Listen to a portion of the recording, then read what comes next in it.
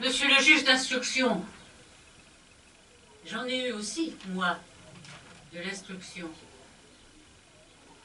Et puisque vous voulez que je vous raconte l'histoire, je vous la raconterai d'un bout à l'autre. Et je vous la raconterai dans votre langue à vous, pas dans la nôtre. Parce que dans la nôtre de langue, vous ne comprendriez pas un mot. Et je veux que vous sachiez tout, monsieur le juge, tout. Toute la vérité, rien que la vérité. Parce que, voyez-vous, c'est une histoire très triste. Et après, je peux tirer l'échelle. Et qu'on fasse de moi ce qu'on voudra, je m'en moque. C'est une histoire qui a l'air louche, monsieur le juge, mais qui ne l'est pas. C'est une histoire propre, propre comme Maxime. Et une malheureuse histoire, bête, bête et triste. Bon, enfin bref, je vais vous la raconter. Il faut d'abord vous dire que Maxime était joli. Joli comme vous ne pouvez pas avoir idée. Tellement joli que j'en avais honte. Je me trouvais trop laide pour Maxime. Et je ne pouvais pas arriver à croire qu'il était amoureux de moi. Mais moi, j'étais amoureuse de lui, monsieur le juge. Amoureuse folle, folle d'amour. Et je me répétais, c'est pas possible, ma fille. Il est trop joli pour toi. Tu vas le perdre. Et j'ai perdu. Mais pas comme je le croyais. C'est le sort, monsieur le juge. C'est dans les cartes, c'est dans la main, et contre ces machines-là, il n'y a rien à faire. Il était si joli. Si joli que toutes les femmes étaient jalouses de ses cheveux, de ses cils, de sa taille, de sa peau. Et juste après le cambriolage, enfin, vous voyez de quoi je cause, juste après le cambriolage de la rue Saint-Christophe, son collègue Alfred nous dit « Moi, je me tire ». Maxime devait s'habiller en femme. Et c'est ça qui a été la cause de tout, monsieur le juge. C'est ça qui a fait son malheur. Quelle idée. La police le recherchait. Et comme j'avais une copine en maison chez Aline, on le cache chez Aline et on le déguise avec la robe de Rachel. Oh. On riait. On riait. Et si on avait su? Seulement, on ne savait pas.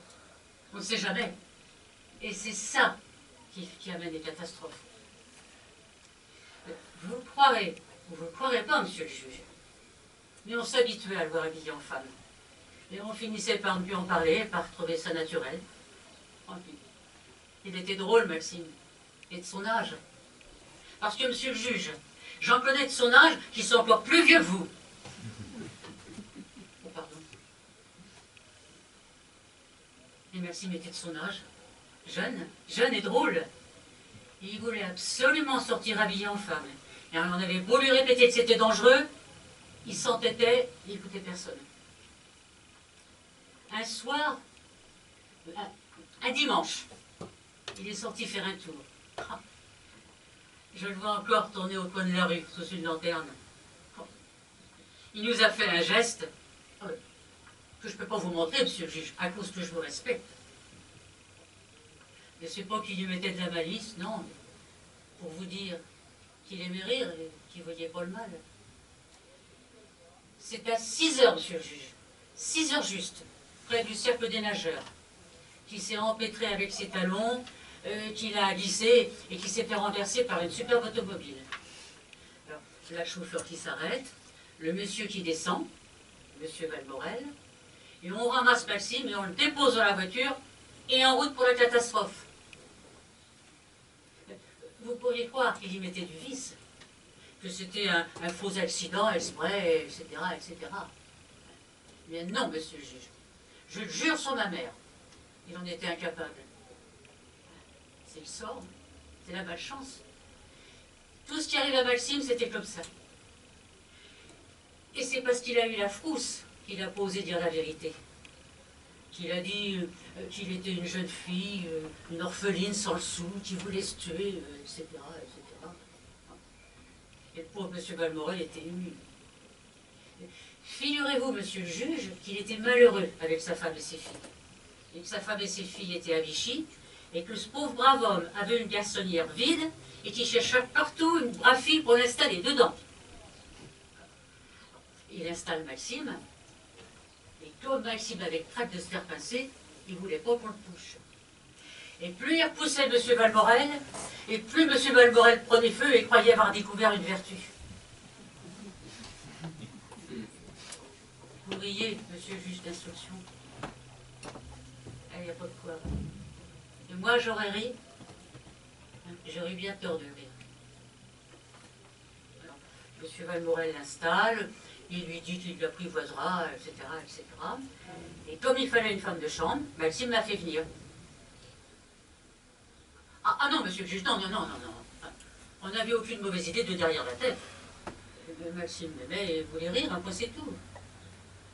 Alors, au bout de 15 jours de cette comédie, M. Valmorel a voulu épater ses copains et sortir avec sa conquête. Il voulait emmener Maxime en boîte de nuit. Moi, je le suppliais de mettre les voiles. Mais mon Maxime se marrait et me traitait d'idiote. Tout ce que j'ai pu obtenir, puisqu'il avait la bague... Ah oui, j'oubliais. M. Valmorel lui avait donné une bague. Et une bague en or. Tout ce que j'ai pu obtenir, c'est que la nuit même, on effraierait M. Valmorel avec le revolver. Maxime m'avait acheté un revolver et je le gardais dans la poche de mon tablier. Et qu'on mettrait des voiles. Quoi? Qu'on prendrait le large. Oh, il fallait voir Maxime dans sa robe élégante. Rachel, comme disait monsieur. Regardez mademoiselle. On dirait une dame. Une vraie dame. On n'avait plus envie de rire. Et on crevait de peur. Tout est arrivé à la sortie de cette boîte chic. Maxime avait bu du champagne, on devait le regarder, se demander d'où sortaient ses poules, etc., etc. Bref, ils quittaient la boîte ensemble, quand au bout d'un escalier de marbre, Maxime voit le chasseur en bas qu'il reconnaît. C'était Alfred, son collègue de cambriolage. Alors, mon Maxime oublie M. Valmorel et sa robe, et qu'il est une femme.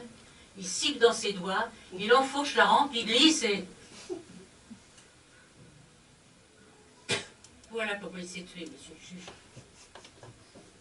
Il a glissé, il a perdu l'équilibre. Il est allé donner de la tête contre les dalles. Ah, misère. Alfred m'a raconté sa chute. Une pauvre petite chose, monsieur le juge d'instruction. Une pauvre petite chose écrasée, les bras, les jambes dans tous les sens. Sa petite gueule, comme s'il dormait. Et sa robe déchirée de long en large. Et enfin, monsieur le juge, ben vous me comprenez? Eh ben c'était un mort, quoi, c'était pas une morte. Alors, il y avait une foule de personnes curieuses, des curieux et la police. Monsieur Valmorel était changé en statue. Et on le regardait mon pauvre Maxime. Et ces salopards ricanaient. Il ricanait. Alors, Alfred a poussé M. Valmorel dans la voiture. Moi, j'attendais Maxime à la maison. On sonne, j'ouvre. Je tenais le revolver dans ma poche.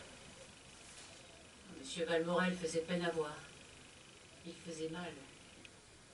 Alfred a crié « Maxime est mort, le vieux c'est tout !» Tout quoi? Mort, Maxime. Et je regardais Alfred et je regardais M. Valmorel. Je devenais folle. J'ai vu des grosses larmes sur sa figure. Maxime était mort. Et Alfred racontait, mais j'écoutais pas. Je regardais les larmes couler sur la figure de M. Valmorel. Dieu me pardonne, monsieur le juge, pour ce que j'ai cru, mais j'ai cru.